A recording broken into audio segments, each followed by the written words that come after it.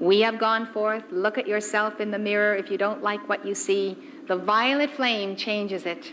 This is the law of change and transmutation that comes in with Aquarius. Jesus Christ used that violet flame. All who have ever ascended to God have seen the purple light. It has been shown to them. They have claimed it. They have worked with it. What's different about today is that the knowledge of the violet flame is released to the whole world. It is in books. These books have been translated to many languages. It is available to anyone to use. You don't have to go to a temple through arduous testing and endurance. You don't have to get somewhere and have a master whisper it in your ear. You can hear me talk about it, and then you can go talk about it. You can become it starting right this very second. It's a question of free will, of deciding that you are going to be the alchemist in this temple, this laboratory that God has given you. You're going to stand within this temple and say, whatever is here that is limiting me, I no longer accept.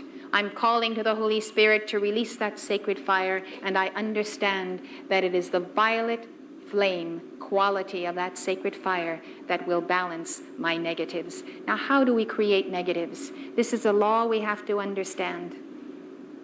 Those 7 chakras represent 7 planes of God's being in you. 7 ways you experience God. In the crown chakra, the yellow light, you experience God as mind, as thinking, as cogitation. And when you are studying, you're basically centered up in that brain, right? Then when you get really concentrating, what do? A little wrinkle comes on your brow and you're listening intently and you're also looking maybe at that TV set or maybe at a lecturer or a teacher, and there you are.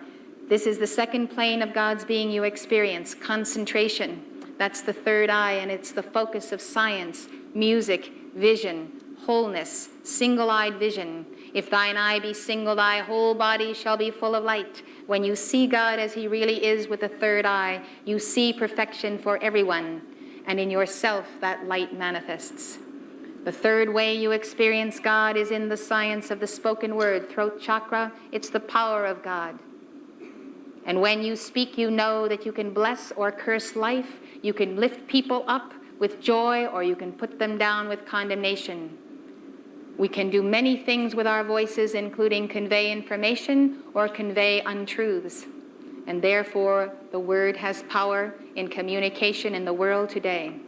That's another place you experience God, and you do feel yourself centered in this area when you are speaking and when you are praying.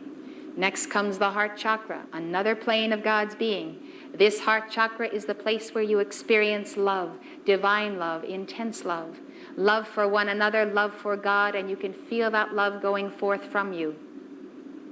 At the solar plexus, the place of the sun, approximately at the navel, it's called the point of peace, and it is the chakra on which Jesus Christ demonstrated his mastery, and therefore he is called the Prince of Peace.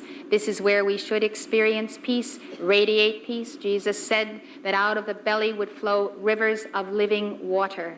That is what the flow of peace is, like the Pacific Ocean. It's the power of water, and it's also the troubling of the water emotionally. You experience fears, angers, and disruptions in the belly, especially when you get butterflies in the belly because you are being bombarded with a certain energy. The next chakra down is the one I mentioned earlier. It's the seat of the soul chakra, the place where you experience intuition, your hunches, your gut reactions, a sense of danger. It's communicated to you. You sense that what is below the heart is your subconscious. And it is true, because what we have sown in error that is not of the pure power of Christ does form rings of light around the lower portion of our body. We call it the electronic belt. And this, in a scientific pattern, is where the karma resides in our finer bodies, which are known as the astral body, the mental body, and the etheric body, which mesh with the physical. The base of the spine chakra, the chakra of the Divine Mother, is the sacred fire. It is the life force. This life force is intended to rise upon the spinal altar and to give light and energy to all of the chakras. The crown chakra is the chakra of the Father and of the I Am presence above.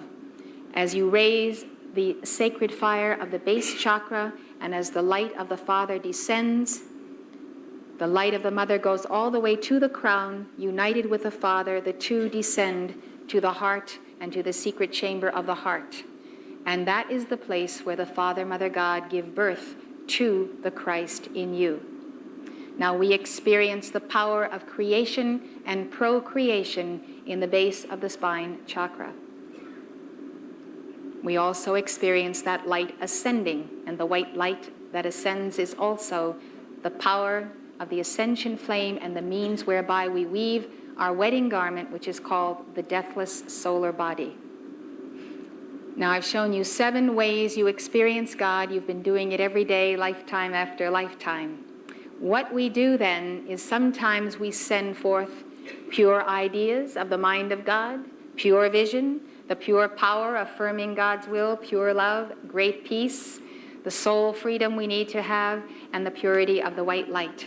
At other times, we do just the opposite. So we send forth energy of hardness of heart and fear out of the heart chakra. We misuse the spoken word in words we wish we could recall. We use the third eye to criticize others. We look at other people and we think how ridiculous they look, and we start taking people apart, and so forth. So every chakra is subject to abuse. Every chakra is subject to the correct use under the law of God.